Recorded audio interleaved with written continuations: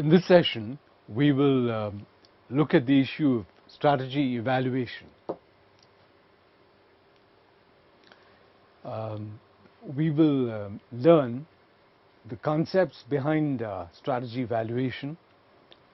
We will look at some examples of evaluation techniques, and we will look at the importance of risk assessment. Now, one thing we need to keep in mind is that various strategic options have been generated.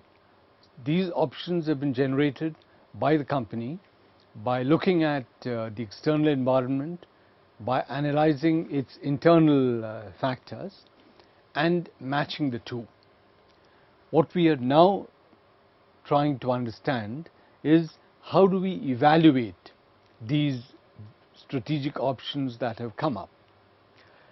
There are three broad criteria for evaluation: suitability, feasibility, and acceptability. Suitability is a question of logical thinking. Feasibility is a question of realistic thinking. And acceptability is a question of thinking of stakeholders. Let's look at these in a little more detail. Let's look at the first issue, the issue of suitability. Now, what does this really mean? What we need to do when we evaluate the strategic option, keeping in mind suitability, is to look at that option and see whether issues such as exploiting distinctive competencies, in other words, the issue of using the distinctive strengths of the company, is this issue recognized in that strategic option? Does the strategic option take advantage of the distinctive strengths of the company? For instance, if the company has been in a particular market for the last several decades and has a very good distribution network in that market, right? Any new strategic option should recognize this fact and should seek to build on it. This is what we are checking out, and this is one of the factors of suitability. Another issue when it comes to suitability is the issue of weaknesses of the company. Now, every company has certain areas of concern. These areas of concern are really the result of the historical development of that company. They may relate to certain product gaps that exist, or they may relate to certain market gaps that may exist. They may relate to certain technology areas where the company is not strong, right? So, these weaknesses could be of various kinds. The issue is the strategic option that we have in hand, the strategic option which we are evaluating, does it make an attempt to rectify these weaknesses? Will it help the company to overcome these weaknesses? Will it help the company to make a beginning in this direction? This is something we need to look at when we look at suitability. Another issue in the broad framework of suitability is the issue of neutralizing threats. Any industry would have threats. The threats to the industry as a whole may come from factors such as technology movement, right? Because the movement of technology from the use of kerosene stoves to the use of LPG cylinders, that entire kerosene stove industry has been displaced, right?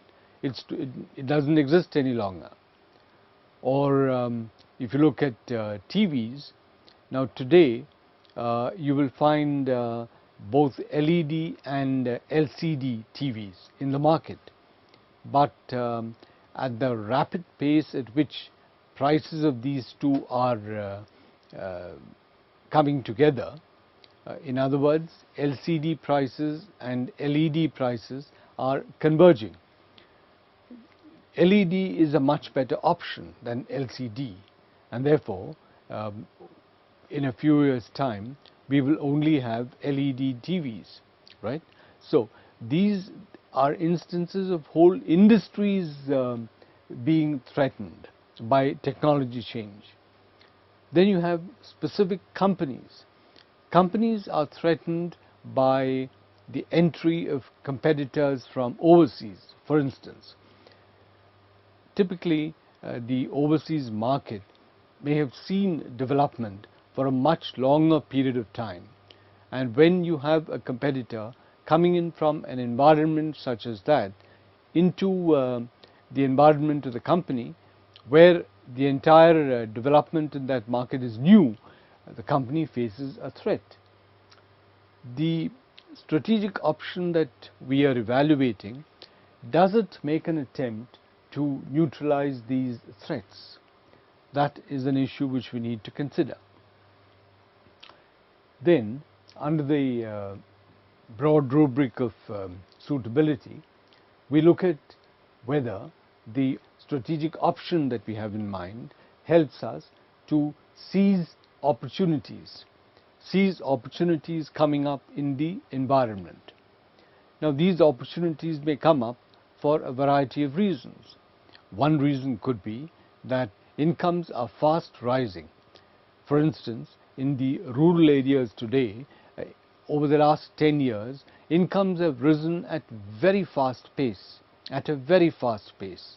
And because of this, several kinds of products which were earlier confined to the urban areas today have a market also in the rural areas. This is an opportunity which companies should try and seize. Now, does this particular strategic option that we have in mind, that we have at hand, which we are evaluating, does this help the company to seize this opportunity? Or we ask the question, when we do a gap analysis and find a gap in a particular key area, right? Now, we considered gap analysis in one of the earlier sessions. It could be in any one of the functional areas. If we do find a gap and then we try and bridge that gap, does this particular strategic option that we have in hand help us in bridging that gap? And finally, there is the issue of risk. This is a very, very important issue, because different stakeholders would have different comfort levels with risk. We will look at this in a little more detail as we go along.